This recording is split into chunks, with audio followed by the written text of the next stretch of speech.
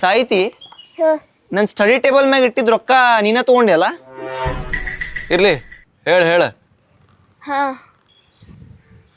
ನಾ ರೊಕ್ಕ ತಗೊಂಡೇನಂದ್ರು ನಂಗೆ ಎದಕ್ ಬೈವಲ್ಲಿ ನೋಡ್ ಸಾಹಿತಿ ಎಲ್ಲಾ ಗೊತ್ತಿದ್ರು ಕೆಲವೊಂದ್ ಸತಿ ಅಣ್ಣನ ಜಾಗದಾಗ ನಿಂತ ಕ್ಷಮಿಸ್ಬೇಕಾಕೇತಿ ವಿ ಹ್ಯಾವ್ ಟು ಫರ್ಗಿವ್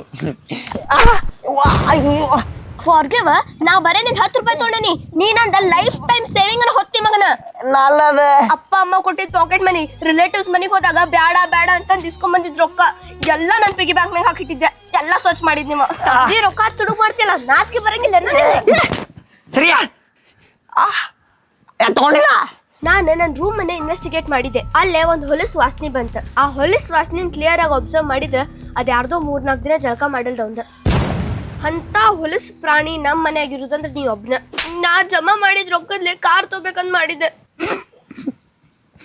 500 ರೂಪಾಯಿ ಇಟ್ಟಾಳ ಅದ್ರ ಕಾರ್ ಬರ್ತೈತಂತೆ ತಲೆ ಕೆಡಿಸ್ಕೊಬೇಡ ನಾ ದುಡಿದು ನೌಕರಿ ಮಾಡ್ತೇನಲ್ಲ ಅವಾಗ ನಾನ ನಿಂಗೆ ಕಾರ್ ಕೊಡಿಸ್ತೇನಂತ ಎದಕ್ ನಗಕತ್ತಿ ಇಂಜಿನಿಯರಿಂಗ್ ಮಾಡಿ ನೌಕರಿ ಬಗ್ಗೆ ಮಾತಾಡಿದ್ದಿಲ್ಲ ಅದಕ್ಕೆ ನಗು ಬಂತು